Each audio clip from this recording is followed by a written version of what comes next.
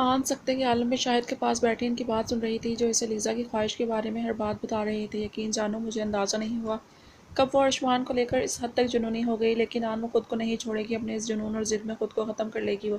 شاہد نے پریشانی سے اپنے چہرے پر ہاتھ پھیرتے ہوئے کہا، جبکہ آن تو بس انہیں مردہ آنکھوں سے دیکھ رہی تھی۔ آپ کیا چاہتے ہیں مجھ سے؟ آن کے سوال پر پہلے تو شاہد گہری سوچ میں ڈوب گئے، پھر انہوں نے اپنا سر شرمندگی سے جھکا لیا۔ ارشمان تمہاری بات نہیں ٹالے گا آن، تم اس سے کہو کہ وہ لیزا کو اپنا لے، شاہد نے اتنا کہا، لیکن پھر آن کی خاموشی کو محسوس کرتے ہوئے نظریں اٹھا کر اسے دیکھا، جو نظروں میں دنیا جہاں کا شکوہ لیے انہیں دیکھ رہی تھی۔ کیا میں آپ کا خون نہیں؟ کیا میں ہی اس کے لیے قربانی دوں؟ بالکل جیسے میری ماں نے قربانی دی تھی۔ کیوں بابا؟ کیونکہ آپ مجھے انسان نہیں سمجھتے۔ آن کی بات پر شاہد کا سر پھر سے شرمندگی سے جھک گیا۔ بچپن سے آپ مجھ سے اور امی سے دور رہے، ہمیں دھتکارتے رہے، اور پھر میرے حصے کا سارا پیار، سارا وقت، ساری توجہ بس اسے دی، اور اب میری واحد خوشی چھین کر اسے اس کے دامن میں ڈالنا چاہتے ہیں۔ کوئی اس قدر ظالم کیسے ہو سکتا ہے؟ ان کے سوالوں پر ان کا دل کیا زمین پھٹے اور وہ اس میں سما جائے، لیکن وہ بھی کیا کرتے، اپنی بیٹی کے ہاتھوں مجبور تھے، اس لیے اپنے کانپتے ہاتھ آن کے سامنے چھوڑ دیے۔ میں تم سے بھیک مانگتا ہوں آن، صرف ایک تم ہی ہو جو ارشمان کو قائل کر سکتی ہو، خدا کے لیے اسے منا لو، ورنہ وہ پاگل خود کو نہیں چھوڑے گی۔ شاہد اب کی بار پھوٹ پھوٹ کر رو دیے، لیکن آن انہیں مردہ آنکھوں سے دیکھ رہی تھی۔ مجھے معاف کر دے بابا، لیکن میں ایسا نہیں کر سکتی، میں اتنی بڑی قربانی نہیں دے سکتی۔ آن اتنا کہہ کر اٹھی اور وہاں سے جانے لگی۔ شاہد کو جب آخری امید بھی دور جاتی نظر آئی تو بغیر سوچے سمجھے آگے بڑھے اور آن کے سامنے جا کر اپنے گھٹنوں کے بل بیٹھ گئے۔ میں تمہارے پیر پڑتا ہوں آن، تم سے بھیک مانگتا ہوں۔ شاہد کے جڑے ہاتھ دیکھ کر آن پترا چکی تھی۔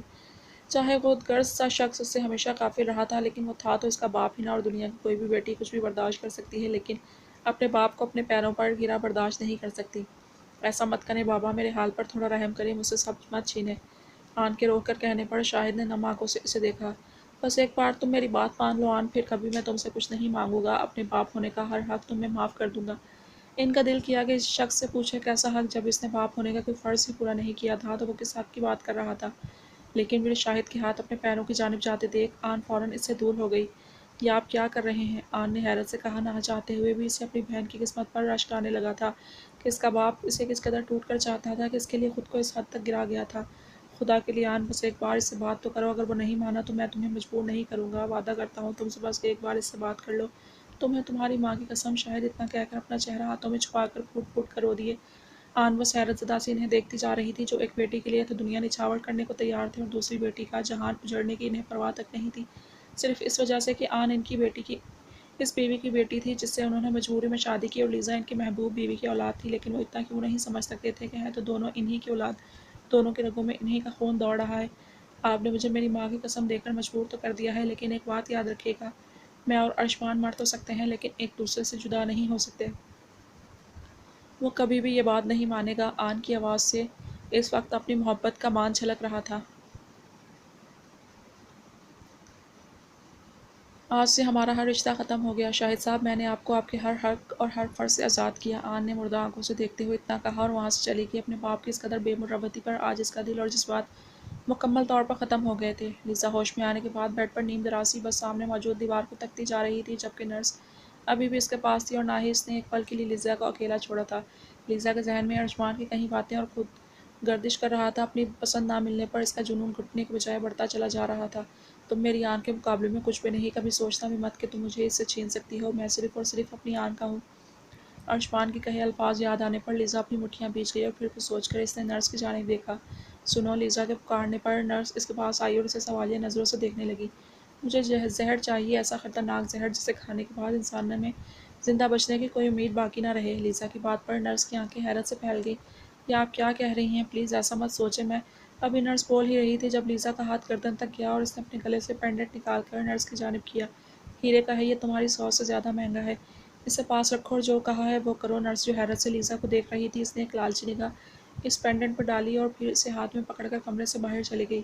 تھوڑی دیر کے بعد وہ واپس آئی اور ایک چھوٹی سی شیشی لیزا کے ہاتھ میں پکڑا دی۔ کافی خطرناک زہر کا سیمپل ہے، اس سے پیتے ہی انسان آدھے گھنٹے میں مر جائے گا، لیکن آپ سے یہ بات کہوں گی، زندگی ختم کرنا کوئی حل نہیں۔ لیزا نے ہاتھ میں موجود اس زہر کی چھوٹی سی بوتل کو دیکھا۔ اب اپنی جان لوں گی، اس بلکہ اس کی لوں گی جس کی وجہ سے یہ سب ہو رہا ہے۔ لیزا نے اتنا کہہ کر اپنی مٹھی میں زہر کی بوتل کو قید کر لیا۔ اپنے جنون میں وہ ہر حد پار کو کرنے کو تیار تھی، ہر رشتے کا لحاظ بھلائے بیٹھی تھی۔ آن گھر واپس آ چکی تھی لیکن اب اس کا سامنا عثمان سے نہیں ہوا تھا، شاید وہ ڈیرے پر موجود تھا۔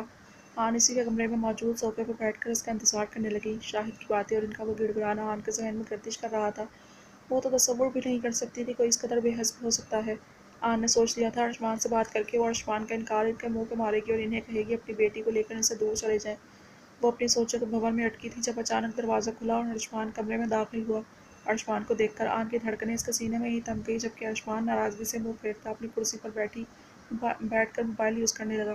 مان آپ ناراض ہیں کیا؟ آن کے سوال پر پہلے عثمان خاموش رہا جیسے اس کی بات سنی ہی نہ ہو۔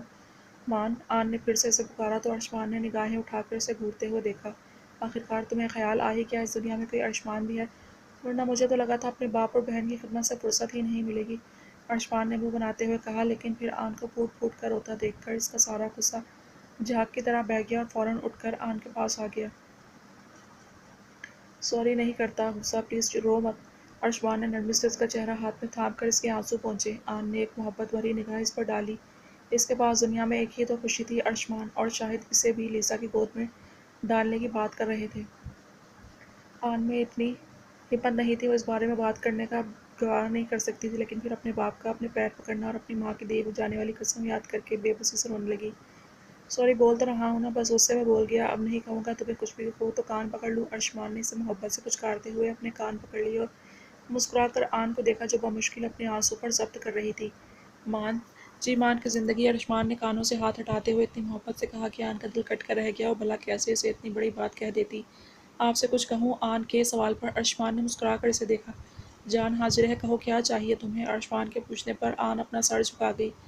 آپ لیزا سے شادی کر لیں۔ الفاظ یا انگارے جو عثمان پر برسے تھے وہ اپنی مسکراہٹ بھلائے بس ہکا بکا سا آن کو دیکھنے لگا جس سے اتنی بڑی بات کتنی آسانی سے کہتی، وہ اپنی جان لے لے گی بھان۔ آن نے اتنا کہہ کر پھر اپنی نظریں اٹھائی، لیکن عثمان کی آنکھوں میں دیکھ کر اس کی روح تک کانپ گئی۔ اسے ایسے لگا تھا جیسے اپنے الفاظ سے اس نے عثمان کی جان لے لی ہو۔ کون ہو تم؟ عثمان کے سوال پر آن پریشانی سے اسے دیکھنے لگی۔ تم میری آن نہیں ہو سکتی۔ کیا کیا ہے تم نے میری آن کا؟ آن کا سر پھر سے جھک گیا۔ وہ عثمان کو سمجھانا چاہتی تھی کہ اس نے صرف اپنی ماں کی قسم پر ایسا کہا تھا۔ مان میں بس، عثمان کے چلانے پر آن سہن کر اس کو دیکھنے لگی۔ تم نے آج مجھے مار دیا آن ملک، اپنے الفاظ سے میری روح، میری محبت کا بہت بے رحمی سے قتل کر دیا۔ عثمان اس سے دور ہونے لگا تو آن نے سہم کر اس کی جانب دیکھا۔ اسے لگ رہا تھا وہ عثمان کو ہمیشہ کے لیے کھو دے گی۔ مجھے لگا تھا جتنا میں اپنی آن سے محبت کرتا ہوں اس سے کہیں زیادہ وہ مجھ سے محبت کرتی ہے، جیسے اسے دوری میں کا خیال میری سانسیں روک دیتا ہے ویسے ہی مجھ سے دور رہ نہیں سکتی، اور تم خود مجھے کسی اور کا ہونے کا کہہ رہی ہو۔ مجھے کوئی سی چیز سمجھائے کیا؟ اگر دل کیا تو کسی کو بھی اٹھا کر خیرات میں دے دیا۔ آن نے فوراً انکار میں سر ہلایا اور اٹھ کر اس کے پاس آئی۔ مان میری بات سنیں، ایسا کچھ کیا سنوں میں آن، جو سننا تھا وہ تو مان لیا۔ میں آج تک تمہاری ہر بات ہر ایک سے لڑتا آیا، ہمیشہ تمہارے سامنے ڈھال بن کر کھڑا رہا، اپنی ماں جس سے میں کبھی آنکھ اٹھا کر بات نہیں کی تمہارے لیے ان کی مخالفت کرتا رہا، اور تم عثمان کی آنکھوں میں بے اعتباری اور کرب دیکھ کر آن کا دل کٹ کے رہ گیا، اور تم اپنے اور اس باپ اور اس بہن کے لیے مجھے قربان کرنے کو تیار ہو گئی جنہوں نے تمہیں کبھی پلٹ کر بھی نہیں دیکھا۔ عثمان کی باتوں سے ایسا لگ رہا تھا وہ مکمل طور پر ٹوٹ گیا اور آن کا بس نہیں چل رہا تھا اپنے کئی الفاظ واپس لے لے، لیکن وہ ایسا نہیں کر سکتی تھی۔ الفاظ بھی تو کمان سے نکلے تیر کی مانند ہوتے ہیں، ایک بار چھوٹ جانے پر واپس نہیں آتے، لیکن تکلیف کو تیر کے گھاؤ سے بھی زیادہ پہنچاتے ہیں، اور اس وقت یہی تکلیف آن کے چہرے پر دیکھ سکتی تھی۔ آن کی زبان سے نکلے تیر اس کے دل کو بہت بے رحمی سے چھلنی کر چکے تھے۔ کیا یہی قدر تھی تمہاری آنکھوں میں میری اور میری محبت کی؟ بولو آن، کیا یہی قیمت تھی میری محبت کی؟ جس کو چاہو اٹھا کر دے دو۔ عثمان کی بات پر وہ سسک سسک کر رونے لگی اور اپنی غلطی کا احساس ہوا۔ مجھے معاف کر دیں آن، مان میں آپ کو تکلیف نہیں تکلیف عثمان نے مردہ آنکھوں سے اس کی جانب دیکھا۔ تم نے مجھے تکلیف نہیں دی آن، بلکہ تم نے مجھے اور میری محبت کو اس کی اوقات دکھا دی۔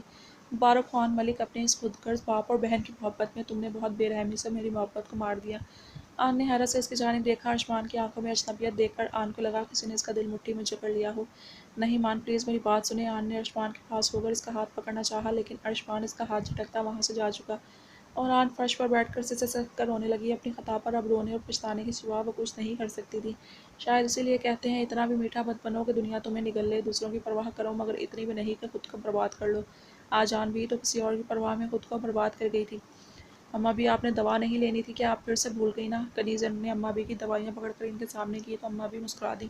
وہ لڑکی ان کا کتنا ہی خیال رکھتی تھی، جیسے یہ اس کا کام نہیں بلکہ فرض ہو۔ شروع میں تو وہ بیڈ پر سونے کے بجائے فرش پر چادر بچھا کے سوتی تھی، لیکن اماں بھی نے جب اسے کہا کہ وہ بیڈ پر سوئے ورنہ سلطان کو کہیں گی کہ اسے واپس چھوڑ آئے تو معصوم فوراً ڈر کر ان کے پاس بیڈ پر آ گئی۔ اماں بھی اس کا بہت خیال رکھتی تھی اور جتنا ہو سکتا تھا اسے باقی سب سے دور رکھتی تھی، کیونکہ وہ جانتی تھی کنیز لوگوں کی چالاکیوں کو سمجھنے کے لیے بہت معصوم تھی۔ تم مجھے اپنی کچھ زیادہ ہی عادت ڈال رہی ہو نوری بیٹا، پھر تمہارے بغیر ایک پل کے بھی رہا نہیں جائے گا۔ اماں بھی کی بات پر کنیز نے دوائی کے بعد پانی کا گلاس انہیں پکڑایا اور منہ بنا کر انہیں دیکھنے لگی۔ تو میں ہمیشہ آپ کے پاس رہوں گی، کبھی دور نہیں جاؤں گی آپ سے، کنیز نے محبت سے کہا تو اماں بھی مسکرا دی۔ اماں بھی ہاں، کنیز کے پکارنے پر نیم ہو جاتی۔ اماں بھی نے کہا وہ روزانہ ہی دوائی لے کر سونے کی عادی تھی، آپ سونے لگی ہیں، میں اکیلی کیا کروں گی، میں باہر چلی جاؤں تھوڑی دیر۔ کنیز نے اتنی امید سے کہا کہ اماں بھی منع نہیں کر پائیں، ویسے بھی وہ ان کے بغیر کہیں نہیں جاتی تھی، بس حویلی سے باہر مت جانا اور کوئی کچھ کام کہے تو منع کر دینا۔ اماں بھی سے اجازت ملنے پر کنیز خوشی سے چہک اٹھی اور باہر لان میں آ گئی۔ اس کھلے ماحول میں رہنے والی لڑکی کو بند کمروں میں رہنا کہاں اچھا لگتا تھا، اس لیے لان میں موجود درختوں کی ٹھنڈی ہوا کے نیچے کھڑے ہو کر مسکراتے ہوئے تازہ ہوا کو سانسوں میں اتارنے لگی۔ تبھی اس کی نگاہ ایک ملازمہ پر پڑی جو سوکھے ہوئے کپڑے اتار رہی تھی۔ ان کپڑوں میں سے ایک شرٹ کو کنیز پہچان گئی، اس لیے فوراً اس ملازمہ کے پاس آئی۔ سنو، کنیز کے پکارنے پر ملازمہ نے آنکھیں سکیڑ کر اسے دیکھا۔ وہ سب ہی اب کنیز سے ڈرتی تھی، کیونکہ وہ نہیں چاہتی تھی جو انجام راجدھا کا ہوا وہ ان کا بھی ہو۔ یہ سائیں جی کے کپڑے ہیں نا؟ کنیز کے پوچھنے پر ملازمہ نے ہاں میں سر ہلایا۔ دھونے لگی ہو کیا انہیں؟ نہیں، دھو چکی ہوں، اب استری کرنے لگی ہوں، پھر ان کی الماری میں لٹکا دوں گی، ملازمہ نے جان چھڑوانے کے لیے کہا۔ لیکن کنیز کے ماتھے پر بل آئے تھے، میرے ہوتے ہوئے تم کیوں سائیں جی کے کام کرو گی؟ ان کی میڈ میں ہوں، تم نہیں۔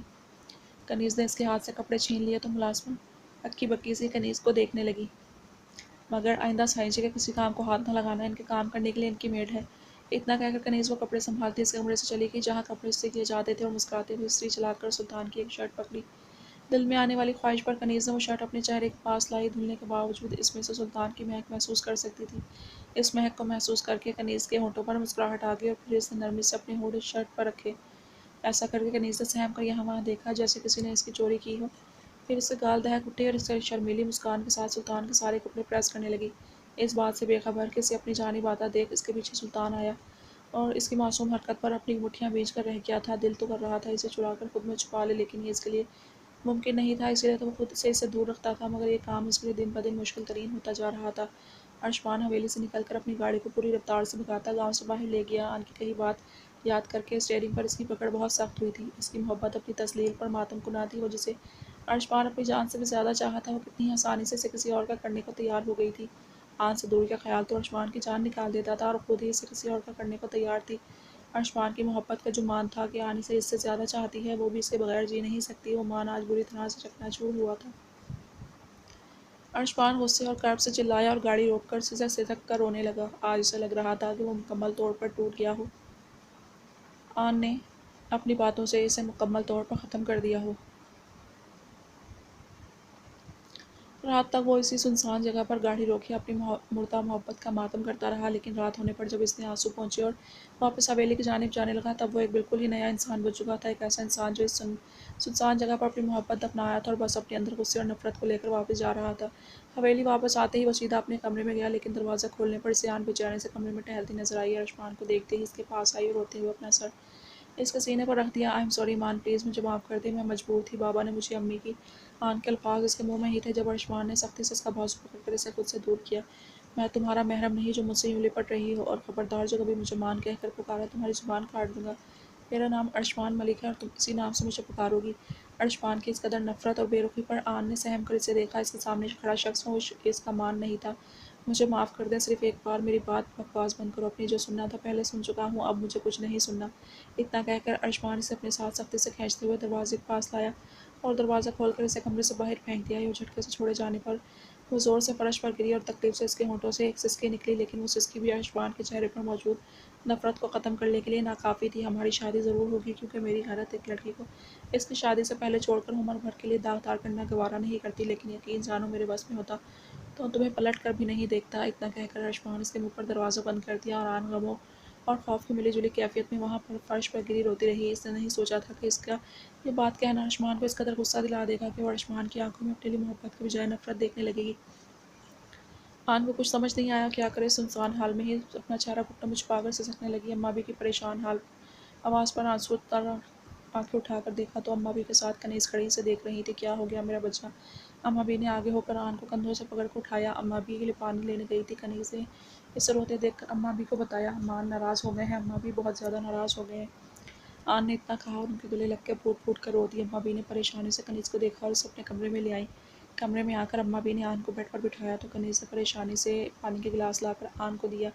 अम्मा बी के कहने पर आन ने बमुश्किल 2 घूंट पानी पिया और फिर से रोने लगी। क्या हुआ आन, मुझे बताओ तो सही, मेरा दिल बंद हो जाएगा। अम्मा बी के पूछने पर आन रोती हुई हर बात इन्हें बता दी। अम्मा बी अफसोस से इसे देख रही थी। तुमने बहुत गलत किया आन, बहुत। तुम जानती हो ना आयुष्मान तुमसे कितनी मोहब्बत करता है और तुमने इतनी बड़ी बात कह दी, इससे मोहब्बत का सारा मान सारा भरम तोड़ दिया। अम्मा बी की बात पर आन मजीद रोने लगी। उसे रोता देखकर कनीज भी उसके पास खड़ी रो रही थी। मैं अब क्या करूं अम्मा बी, वो मेरी बात नहीं सुन रहे, मैं क्या करूं? आन इतना बोलकर अपना चेहरा हाथों में छुपाए बेबसी से रोने लगी। सब्र करो बेटा, जल्द ही तुम दोनों की शादी हो जाएगी और फिर देखना सा गुस्सा भी खत्म हो जाएगा। बचपन से अपनी आन को बहुत चाहता है, ज़्यादा देर तक तुमसे नाराज़ नहीं रहेगा। अम्मा बी ने मुस्कुराते हुए कहा और इसे अपने साथ लगा लिया। चलो अब रोना बंद करो, सब ठीक हो जाएगा। अम्मा बी की बात पर आन ने अपनी आंसुओं पर जब्त बांधा। हाँ, इसका मान इसे जान से ज़्यादा चाहता था। वो ज़्यादा देर इसे नाराज़ रह ही नहीं सकता। इसने सोच लिया था कि वो अपने मान को मना लेगी। तुम क्यों रो रही हो?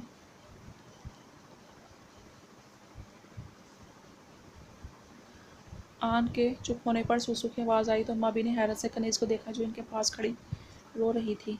क्योंकि बाजी रो रही हैं, कनीज ने मासूमियत से अपने बाजू से आंसू पोंछते हुए कहा तो अम्मा बी को बेसाख्ता इस मासूम से गुड़िया पर प्यार आया। उन्होंने इसे अपने पास आने का इशारा किया और इसे अपनी दूसरी जानिब बिठा लिया। मेरी मासूम गुड़िया, अम्मा बी ने कनीज के माथे पर घुट रख कर कहा और आन की कमर को मोहब्बत से सहलाने लगी। इन्हें भी आन की तरह पूरी उम्मीद थी कि अरशमान ज़्यादा देर तक आन से नाराज़ नहीं रहेगा, वो जल्द ही मान जाएगा। लेकिन वो दोनों नहीं जानती थी कि यह शब्द अरशमान का गुस्सा नहीं बल्कि अपनी मोहब्बत के कत्ल पर इस पर हावी होने वाली नफरत थी। शाहिद लीज़ा की तबीयत थोड़ी बेहतर होते ही अपने घर वापस लेकर आ चुके थे। इनके घर आते ही सबने शाहिद से कितना ही पूछा कि लीज़ा के ये सब करने की क्या वजह थी, मगर शाहिद इस बात को टालते रहे चूँकि लीज़ा अब सही सलामत घर वापस आ चुकी थी। इसलिए अम्मा भी ने फैसला किया था कि शादी की तकरीब फिर से रवां कर दी जाए। और वो 2 दिन के बाद अरशमान और आन की शादी तय होना पाया था। लेकिन लीज़ा की हालत और सबके सवालों की वजह से शाहिद ने वहाँ से जाना ही बेहतर समझा। इसलिए वो अपनी और लीज़ा की वापसी की टिकट करवा चुके थे। उन्होंने लीज़ा को बता दिया कल वो लोग यहाँ से चले जाएंगे और जाने से पहले उन्होंने लीज़ा को कसम दी थी कि अब वो खुद को नुकसान नहीं पहुँचाएगी। मगर अब लीज़ा खुद को नुकसान नहीं पहुँचाना चाहती थी। लीज़ा ने वहशत से हाथ में पकड़ी बोतल को देखा और उठकर किचन की जानिब चल दी। अरे मैडम, आप यहाँ आप क्यों आई? मुझे दूध लेकर कमरे में आ रही थी। ये वही नर्स थी जिससे लीज़ा ने जहर मंगवाया था। इस नर्स ने को शाहिद ने खास तौर पर लीज़ा का ख्याल रखने और उसके साथ रहने के लिए रखा था। लीज़ा ने मुर्दा आंखों से नर्स के हाथ में पकड़े गिलास को देखा और उसके पास आकर हाथ में पकड़ी बोतल से सारा जहर इस गिलास में उंडेल दिया।